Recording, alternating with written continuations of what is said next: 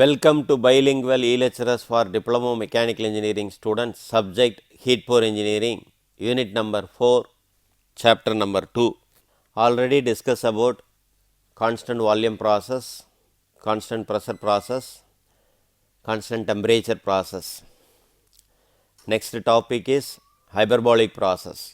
The hyperbolic process, the steam behaves as a perfect gas in a superheated region only. So, in superheated region, it is same as isothermal process. Isothermal processக்கும் இந்த அதாவது சூப்பர்ஹீட்டட் ரீஜனில் வந்து perfect case ஈக்குவேஷனை obey பண்ணும் அப்படிங்கிறது என்ன same.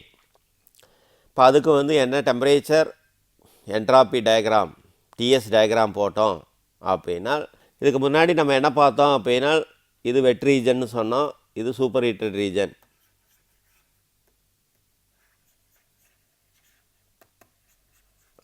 இப்போ ரெண்டுமே என்ன இருக்குது, இனிஷியல் கண்டிஷனும் சூப்பர் ஹீட்டட், ஃபைனல் கண்டிஷனும் சூப்பர் ஹீட்டட். அப்போ எல்லாமே என்னது சூப்பர் ஹீட்டட் ரீஜன்லேயே இருக்குது, வெட் ரீஜன்லேயே இல்லை. இதுக்கு முன்னாடி நம்ம ஐசோதெர்மல் ப்ராசஸ் பார்க்கும்போது என்ன பண்ணோம் அப்படின்னா ஃபஸ்ட்டு வெட் ஸ்டீம், ரெண்டாவது dry saturated line. Initial condition is a wet region, final condition is a dry saturated line. இப்போ ரெண்டுமே என்னது சூப்பர் ஹீட்டட் ரீஜனில் இருக்குது. அப்போ அதுக்கு எப்படி நம்ம அந்த கால்குலேட் பண்ணுறது? நார்மலாக ஹைபர்பாலிக் ப்ராசஸ் அப்படின்னாலே என்ன, அதாவது நார்மலாக டெம்பரேச்சர் கான்ஸ்டன்ட் அப்படிங்கிறதுனால அங்கேயும் பிவிசி ஈக்குவல் டு கான்ஸ்டன்ட் தான். இங்கே ஹைபர்பாலிக் ப்ராசஸுக்கும் PVC equal to constant, PVC equal to constant. ஏன்னா கேரக்டரிஸ்டிக்ஸ் கேஸ் ஈக்குவேஷன் என்ன சொல்லுது, PV by T is equal to constant. அதில் டி கான்ஸ்டன்ட் அப்படின்னால என்னவாகும், once again PVC equal to constant. அதைத்தான் P1 V1 is equal to P2 V2 அப்படின்னு சொல்கிறோம். If the steam is in wet condition, suppose ரெண்டுமே wet ரீஜனாக இருந்தால், அங்கே நம்ம போடும்போது என்ன ரெண்டையுமே சூப்பர் ஹீட்டட் ரீஜனில் போட்டிருக்கிறோம். பெர்ஃபெக்ட் கேஸ், அதாவது super heated region only, super heated ரீஜனில் தான் பெர்ஃபெக்ட் கேஸ் வந்து இருக்கும் அப்படின்னு சொல்கிறோம். ஏன்னா ஸ்டீம் இஸ் அ பெர்ஃபெக்ட் கேஸாக இருக்கணும் அப்படின்னா சூப்பர் ஹீட்டட் ரீஜனாக இருக்கணும். சப்போஸ் ரெண்டுமே வெட் ரீஜனாக வந்தால், if the steam is in wet region, அப்போ என்னவாகும், P1 V wet 1 is equal to P2 V wet 2 போடலாமா? ஏன்னா பிவிசி ஈக்குவல் டு கான்ஸ்டன்ட் அப்படின்னாலே என்ன மீனிங், அதுக்கு P1 V1 is equal to P2 V2 எழுதியிருக்கிறோம். அதையே வந்து ரெண்டுமே வெட் கண்டிஷனாக இருந்தால் அதான் என்ன P1 V wet 1 is equal to P2 V wet 2. இப்போ இதுக்கு என்ன P1 into X1 into VG1 is equal to P2 X2 into VG2 அப்படின்னு எழுதுகிறோம். அப்போ ஒர்க் டன் அப்படிங்கும்போது நார்மலாக என்ன, இப்போ சப்போஸ் ரெண்டுமே சூப்பர் ஹீட்டட் ரீஜனாக இருந்தால் என்ன வரும், இதில் P1 V superheated 1 is equal to P2 V superheated 2. அப்போ V superheatedக்கு நமக்கு நார்மலாக என்ன காமனாக ஃபார்முலா என்ன, V superheated is equal to formula VG into T superheated divided by T saturation அப்படின்னு ஒரு ஃபார்முலா நமக்கு தெரியும். அதை இங்கே சப்ஸ்டியூட் பண்ணணும். இங்கே வெட் ரீஜனாக இருந்தால் இப்போ ரெண்டையும் வெட்டுக்கு எடுத்துக்கிட்டு P1 into X1 into VG1 is equal to P2 into X2 into VG2 அப்படின்னு யூஸ் பண்ணுறோம். அப்போ work done is equal to நார்மலாக ஹைபர்பாலிக் ப்ராசஸ்க்கு என்ன ஃபார்முலா அப்படின்னால் 100 into P1 V1 into ln V2 by V1. இந்த இடத்துல V2 வெட்டாக இருந்தால் V1 வெட்டாக இருந்தால் அதுக்கு போடணும். சப்போஸ் ரெண்டுமே சூப்பர் ஹீட்டடாக இருந்தால் அதுக்கு யூஸ் பண்ணணும்.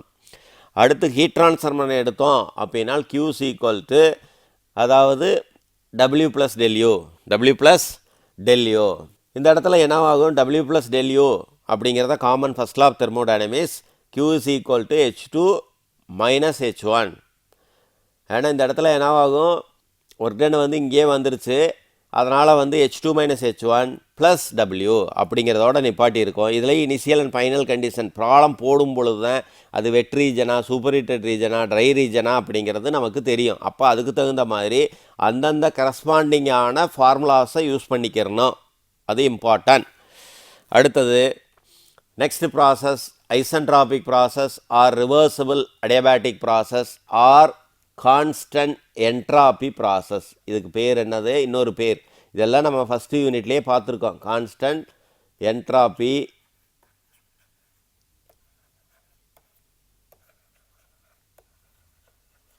ப்ராசஸ். இந்த ப்ராசஸை பொறுத்தளவுக்கு நார்மலாக நம்ம ஏற்கனவே பார்த்தோம். கான்ஸ்டன்ட் என்ட்ராபி ப்ராசஸ் அப்படின்னா no heat transformation takes place in the system. இந்த சிஸ்டத்தில் வந்து என்ன அப்படின்னா ஹீட் ட்ரான்ஸ்ஃபர்மேஷன் நடக்காது. அதே மாதிரி என்ட்ராபி ரிமைன்ஸ் கான்ஸ்டன்ட். அதனால தான் கான்ஸ்டன்ட் என்ட்ராபி ப்ராசஸ் சொல்கிறோம். அந்த process this process there is no heat transfer takes place and the entropy of the steam remains constant அப்படிங்கிறது என்ன இஸ் அ இம்பார்ட்டன்ட் பாயிண்ட். இப்போ இதிலிருந்து நம்ம என்ன அப்படின்னா ஹெச்எஸ் டயக்ராம் யூஸ் பண்ணுறோம். அதாவது பிவி டயக்ராமும் ஹெச்எஸ் டயக்ராமும் யூஸ் பண்ணுறோம்.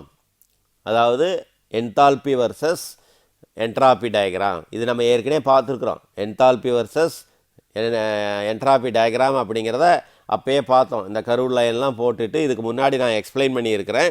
இப்போ இதில் வந்து என்ன அப்படின்னா ப்ரெஷர் வால்யூம் போடும்போது ஃபஸ்ட்டு கண்டிஷன் வெட் ரீஜனாகவும் ஃபஸ்ட்டு கண்டிஷன் சூப்பர் ஹீட்டட் ரீஜனாகவும் செகண்ட் கண்டிஷன் வெட் ஸ்டீமாக இருக்குது. ஏன்னா ஹைபர்பாலிக் ப்ராசஸ்ன்னு வரும்பொழுது என்ன அப்படின்னா ப்ராசஸ் நார்மலாக இது வரைக்கும் எப்படி இருக்குது, இங்கே 1ன்னு இருக்கும், மேலே 2ன்னு இருக்கும். இப்போ ஆப்போசிட்டில் ரிவர்சபிள். ஏன்னா ப்ராசஸே என்னது ரிவர்சபிள் அடியபேட்டிக் ப்ராசஸ். அப்போ அதனுடைய ரிவர்ஸாக இருக்கும். இதுக்கு முன்னாடி நம்ம பிவி டயக்ராமிலெல்லாம் பார்த்தோம் அப்படின்னா இது 1ன்னு எடுப்போம், இது 2ன்னு எடுப்போம். இங்கே வந்து எப்படி இருக்குது, இது 1 இது 2 இஸ் த ரிவர்சபிள் அடியபேட்டிக். அப்படியே ஆப்போசிட்டாக இருக்குது. இங்கேயும் அதே மாதிரி ஹெச்எஸ் டயக்ராம் போடும் பொழுதும் இது வெட் ரீஜனில் இருக்குது, ஃபஸ்ட்டு சூப்பர் ஹீட்டட் ரீஜனில் இருக்குது. அப்போ இது இனிஷியல் ப்ரெஷர் P1, இது P2, இது அதான் ப்ரெஷருடைய கண்டிஷன் 1 2. அப்போ அதுக்கு கரஸ்பாண்டிங்கான வேல்யூ பார்க்குறோம். இது சூப்பர் ஹீட்டட் ரீஜன், இது வெட் ரீஜன். அதேமாதிரி இங்கே இது வெட் ரீஜன், இது சூப்பர் ஹீட்டட் ரீஜன். இப்போ அதாவது நான் ஃப்ளோ ப்ராசஸ் அப்படிங்கிறது என்னது, ஃபர்ஸ்ட் லா ஆஃப் தெர்மோடைனமிக்ஸ் தான் நான் ஃப்ளோ ப்ராசஸ். அப்போ அதுக்கு formula Q is equal to del U plus W. ஏற்கனவே ரிவர்சபிள் அடியபேட்டிக் ப்ராசஸ் அப்படின்னாலே ஹீட் ட்ரான்ஸ்ஃபர்மேஷன் 0ன்னு சொல்லிட்டோம். அதான் என்னது Q is equal to 0. அப்போ W is equal to minus del U. W is equal to minus del U. அப்போ இதிலிருந்து நமக்கு என்ன தெரியுது, W is equal to minus del Uன்னு போடுறோம். ஏன்னா Q 0 ஆயிடுது. இந்த W ஆப்போசிட் கொண்டு போகிறோம், இல்லை del U ஆப்போசிட்டில் கொண்டு போகும்போது அது மைனஸ் del U ஆயிடுது. அப்போ W is equal to minus del U. இப்போ என்ன ஆகுது அப்படின்னா நார்மலாக del U அப்படின்னா என்ன ஃபார்முலா போடுவோம், del U அப்படின்னாலே U2 minus U1. Final condition of the internal energy minus initial condition of the internal energy. இங்கே என்ன இருக்குது, மைனஸ் del Uன்னு இருக்குது. அதனால் இதை எப்படி எழுதுவோம், U1 minus U2, U1 minus U2. அதைத்தான் இங்கே எழுதியிருக்காங்க, U1 மைனஸ் U2.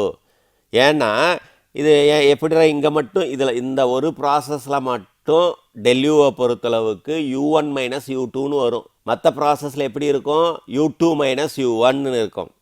அது கொஞ்சம் ஞாபகத்தில் வைக்கணும். ஐசென்ட்ராபிக் ப்ராசஸ் அப்படின்னு வந்தாலே இந்த இது வந்து என்னவாக இருக்கும், U1 மைனஸ் U2 அப்படிங்கிறத ஞாபகத்தில் வைக்கணும். இப்போ ஒரு டன் தெரிஞ்சிச்சு. இப்போ சப்போஸ் இதே ஸ்டெடி ஃப்ளோ ப்ராசஸாக இருந்தால் Q is equal to del H plus W, enthalpy plus W அப்படின்னு சொல்கிறோம். இது steady flow process. Steady flow process பொறுத்தவரைக்கும் இங்கேயும் என்ன ஐசென்ட்ராபிக் ப்ராசஸ், அதாவது ரிவர்சபிள் அடியபேட்டிக் ப்ராசஸ். அதனால் என்ன ஹீட் ட்ரான்ஸ்ஃபர்மேஷன் 0. அதனால் என்ன அப்படின்னால் Q 0 ஆயிடுது. அப்போ W is equal to minus del H. இதுலேயும் வந்து என்ன அப்படின்னால் del Hஐ பொறுத்தளவுக்கு என்ன, எப்பயுமே del H equal to H2 minus H1, H2 minus H1. இப்போ minus del H equal to ஆக்சுவலாக minus of H2 minus H1. அதைத்தான் நம்ம எப்படி எழுதுகிறோம், H1 மைனஸ் H2 அப்படின்னு எழுதுகிறோம். இப்போ del Hக்கு இந்த மைனஸ் Hக்கு போட written is equal to H1 minus H2. அப்போ H1 H2 வேல்யூ வந்து டைரெக்டாக வந்து என்ன பண்ணலாம், ஹெச்எஸ் டயக்ராமில் இருந்து எடுக்கலாம், போலியர் சார்ட்டில் இருந்தும் எடுக்க முடியும் ஈஸியாக. இதுதான் வந்து என்ன ஹைபர்பாலிக் ப்ராசஸ். இப்போ இதை பொறுத்தளவுக்கு என்ன அப்படின்னால் சப்போஸ் S2னுடைய வேல்யூ வந்து இதில் வந்து எப்படி கண்டுபிடிக்கிறது, இந்த ஸ்டீம் வந்து நம்ம இது வந்து ஒரு எக்ஸாம்பிள் கொடுத்துருக்குறாங்க. entropy of dry steam is equal to entropy of superheated steam. ரெண்டு ஏன்னா entropy remains constant. Entropy remains constant. இப்போ suppose final condition of the entropy is equal to அது greater than initial condition of the SG-னுடைய value, ஸ்டீமினுடைய வேல்யூவை அதிகமாகவும் இது வந்து என்ன ஃபைனல் கண்டிஷன் குறைவாகவும் வந்தால், ஃபைனல் கண்டிஷன் குறைவாகவும் வந்தால் ஏன்னா the steam is still wet steam after expansion, ஸ்டீமானது எக்ஸ்பான்ஷன் ஆனதுக்கப்புறம் S2னுடைய வேல்யூ குறைவாகவும், அதாவது final condition of the entropy குறைவாகவும் டேட்டாவில் ஸ்டீம் டேபிளில் இருந்து எடுத்து எழுதக்கூடிய எஸ்ஜியினுடைய வேல்யூ அதிகமாக வந்தால் அந்த ஸ்டீமானது வெட்டு. ரெண்டுமே ஈக்குவலாக வந்தால் அது dry. Suppose final condition of the entropy அதிகமாகவும் டேட்டாவில் இருந்து எடுத்து எழுதக்கூடிய வேல்யூ குறைவாகவும் இருந்தால் அதான் S2 is greater than SG, the steam is super heated after expansion. Suppose இந்த இடத்த பொறுத்தளவுக்கு என்ன அப்படின்னா, ஏன்னா reversible adiabatic process or constant entropy process அப்படின்னா என்ட்ராபி இஸ் ஈக்குவல். அப்போ S1 is equal to S1. இப்போ suppose entropy of dry steam is equal to entropy of wet steam அப்படின்னா நமக்கு என்ட்ராபி ஆஃப் ட்ரை ஸ்டீமுக்கு ஃபார்முலா தெரியும், SF plus SFG. Entropy of wet ஸ்டீமுக்கு SF plus X into SFG அப்படின்னு formula தெரியும். அதே மாதிரி entropy of dry steam is equal to entropy of super heated steam. எப்படி வேணாலும் சொல்லலாம் சார், இது entropy of wet steam is equal to entropy of super heated ஸ்டீம்னு சொல்லலாம். இதுக்கு அடுத்த ஸ்டெப்பும் கூட போடலாம்.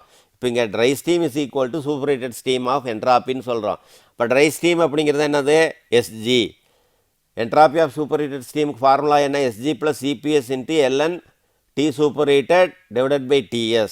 இப்படியும் வந்து என்ன ப்ராப்ளத்தை நம்ம கண்டுபிடிக்கலாம். சப்போஸ் இதுலேயே வந்து அடுத்த ஸ்டெப்பு போடணும் அப்படின்னால என்ன போடலாம், S wet is equal to S super heated. அப்படியும் ஒரு கண்டிஷன் வந்தது அப்படின்னால் இந்த இடத்துல ஃபார்முலா மாறாது, இதில் மட்டும் என்னவாகும் SF plus X into SFG equal to SG plus CPS LN T super heated divided by TS. இது ரீஜனை பொறுத்து என்னவாகும், இது சேஞ்ச் ஆகும். Next process is a polytropic process. Polytropic process அப்படிங்கிறது எதுவுமே கான்ஸ்டன்ட் கிடையாது. இதில் வந்து என்ன அப்படின்னால் இது வெட் ரீஜன், இது சூப்பர் ஹீட்டட் ரீஜன். இப்போயும் வந்து என்னவாகும் 1 2, ஏன்னா adiabatic and polytropic process is more or less same, but 2-3 difference மட்டும்தான் இருக்குது. அங்கே gamma value is a constant. Gamma அப்படிங்கிறது என்னது, அடியபேட்டிக் ப்ராசஸை பொறுத்தளவுக்கு 1.4. இங்கே இது வந்து N அப்படிங்கிறது N-னுடைய வேல்யூ 0 to infinity சேஞ்ச் ஆகும் வேல்யூஸ். இதெல்லாம் நம்ம ஃபஸ்ட்டு யூனிட்லேயே நம்ம பார்த்துருக்குறோம். அங்கே PV power gamma is equal to constant, இங்கே PV power N is equal to constant. அங்கே காமானுடைய value for a constant for air. இங்கே என்னோடது அப்படிங்கிறது என்னது கான்ஸ்டன்ட் கிடையாது, மாறும் 0 to infinity. அப்போ இது பாலிட்ராபிக் ப்ராசஸ். அதுக்கு நம்ம அதாவது இனிஷியல் கண்டிஷன் இஸ் அ வெட்டு, final condition is a super heated அப்படின்னு போட்டோம் அப்படின்னு டயக்ராம் போடுறோம். பட்டு சப்போஸ் ரெண்டுமே வெட்டாக இருந்தால் எப்படி, ரெண்டுமே சூப்பர் ஹீட்டடாக இருந்தால் எப்படி அப்படிங்கிறதையும் கால்குலேட். அதாவது ப்ராப்ளத்தில் தான் அந்த டிஃப்ரென்ஸ் கண்டுபிடிக்க முடியும். நம்ம இப்போ வந்து என்ன சொல்கிறோம், இப்போ ரெண்டுமே வெட் ரீஜனாக இருக்குது அப்படிங்கிறத வச்சுட்டு இப்போ அதாவது இங்கே என்ன சொல்லியிருக்காங்க, if the condition of steam is wet in initial and final stage, ரெண்டுமே வெட்டாக இருந்தால் அப்போ என்ன P1 V wet 1 power n is equal to P2 V wet 2 power n அப்படின்னு போடுறோம். அப்போ அந்த வெட்டுக்கு என்ன கால்குலேட் பண்ணுறோம், X1 VG1 power n is equal to P2 X2 VG2 power n அப்படின்னு இந்த இதை யூஸ் பண்ணுறோம். சப்போஸ் ஃபைனல் கண்டிஷன் அப்படிங்கிறது சூப்பர் ஹீட்டட் ரீஜனாக இருந்தால் P1 இன்ட்டு V வெட்டு power n is equal to P2 V super heated என்னன்னு வரும். அப்போ அதுக்கு உண்டான ஃபார்முலாவை சப்ஸ்டியூட் பண்ணுறோம். இந்த ஒர்க் டன் அப்படிங்கிறது பாலிட்ராபிக் ப்ராசஸில் ஏற்கனவே நம்ம கண்டுபிடிச்சி வச்சுருக்கிறோம். 100 into P1 V1 minus P2V2/n-1 அப்படிங்கிற ஒரு ஃபார்முலா ஃபஸ்ட் யூனிட்லேயே இருக்குது. இதை ட்ரைவ் பண்ணியே வச்சுருக்குறோம். எப்படி இந்த ஒர்க் டன் வந்தது அப்படிங்கிறத ட்ரைவ் பண்ணி வச்சுருக்குறோம். அதனால் நீங்கள் கன்ஃபியூஸ் ஆக வேணாம். ஃபஸ்ட் யூனிட்டில் இருக்கக்கூடிய ஃபார்முலா ரீகால் பண்ணணும் ஒவ்வொரு ப்ராசஸுக்கும். அப்போ தான் இது கொஞ்சம் அதுக்கு அதை ஸ்டீமுக்கு தகுந்த மாதிரி நம்ம கன்வெர்ட் பண்ணுறோம். திரும்பி by using first law of thermodynamics W + ΔU. அப்போ W அப்படிங்கிறது இங்கே ஃபார்முலா இருக்குது, அதை அப்படியே எழுதுகிறோம். ΔU அப்படிங்கிறது என்ன அப்படின்னா H2 - H1 அப்படின்னு யூஸ் பண்ணுறோம். அப்போ அதை பிரித்து இங்கே போட்டிருப்பாங்க. அதாவது வேல்யூ வந்து சப்ஸ்டியூட் பண்ணும் பொழுது என்னவாகும் அப்படின்னால், அதாவது ஒர்க் டன்னை பொறுத்தளவுக்கு 100 × P1V1 - P2V2 /n-1. இதுக்கு நமக்கு ஃபார்முலா வந்து கேரக்டரிஸ்டிக்ஸ் கேஸ் ஈக்குவேஷனை யூஸ் பண்ணோம் அப்படின்னா எப்படி போடலாம், MrT1 - MrT2 /n-1 அப்படின்னு போடலாம். அப்போ இதில் வந்து என்ன அப்படின்னா ஆக்சுவலாக ஃபார்முலா வந்து 1/n-1 × 100 × P1V1 - P2V2 + H2 - H1 அப்படிங்கிற ஒரு ஃபார்முலாவோட வந்து என்னவாகுது, நமக்கு இது ரீச் ஆகுது பாலிட்ராபிக் ப்ராசஸில். அடுத்தது நெக்ஸ்ட்டு லாஸ்ட்டாக இருக்கக்கூடிய process throttling process or constant enthalpy process. இதில் வந்து enthalpy remains constant. Throttling process occurs when a steam is expanded through a small aperture like partially open valve. அதாவது நம்ம ஏற்கனவே ஃபஸ்ட்டு யூனிட்டில் பார்த்துருக்கோம். த்ராட்லிங் ப்ராசஸ் அப்படின்னா சப்போஸ் 2 பார்ட் இருக்குது அப்படின்னா இது வந்து இங்கே என்ன இருக்குது, அதை செப்பரேட் பண்ணுறேன், ஒரு கண்டெய்னரை 2 செப்பரேட் பண்ணுறேன். அப்போ இதிலிருந்து இங்கே உள்ள போயிட்டு இருக்குது அப்படின்னா இந்த இடத்துல மைனூட்டாக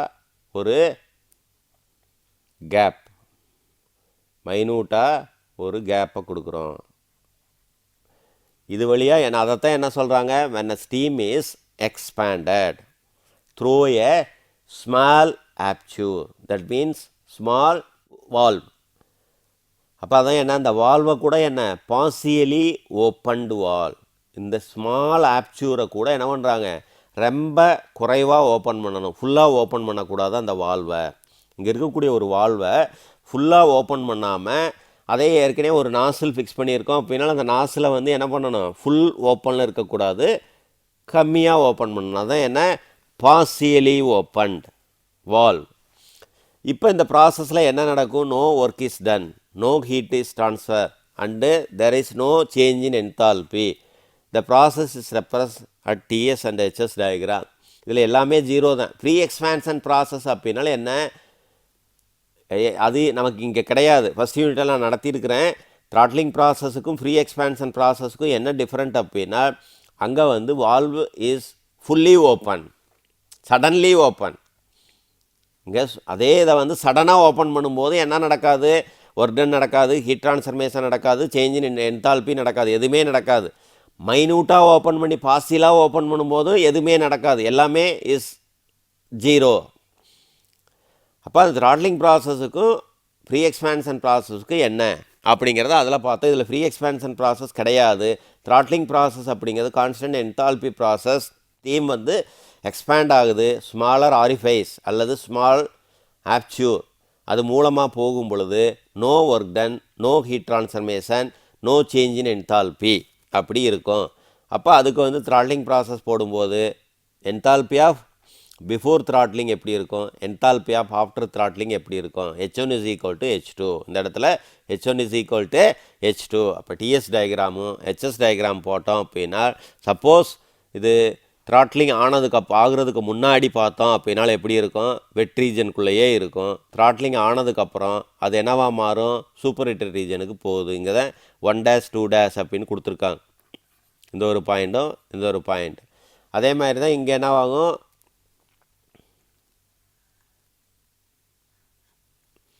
இது வந்து என்ன பிஃபோர் த்ராட்லிங், இது வந்து ஆஃப்டர் த்ராட்லிங்.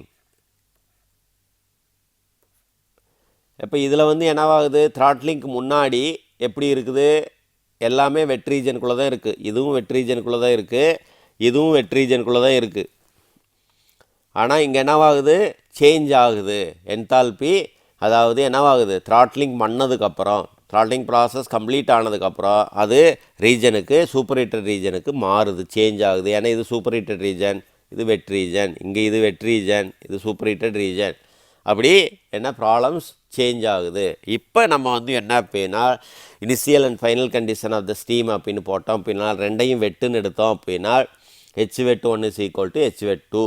அப்போ HF1 plus X1 into HFG1 is equal to HF2 plus X2 into HFG2. Suppose initial wet final super ஹீட்டடாக இருந்தால் H wet is equal to H super heated.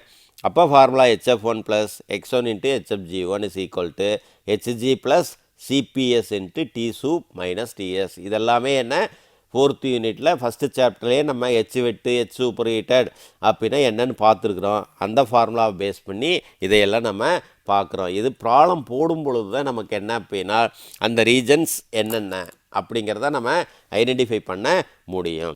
இப்போ இதில் வந்து த்ராட்லிங் ப்ராசஸுக்கு மட்டும் some application சொல்கிறோம். இந்த process வந்து ஏன் சார் எல்லாமே ஜீரோவாக இருக்குது, அப்புறம் ஏன் இது யூஸ் ஆகுது அப்படின்னா, அதாவது பின்னாடி அடுத்த சாப்டர் நம்ம படிப்போம். கலோரி மீட்டர்னு ஒரு சாப்டர் இருக்குது. இது 4th யூனிட்டில் 3வது சாப்டர்.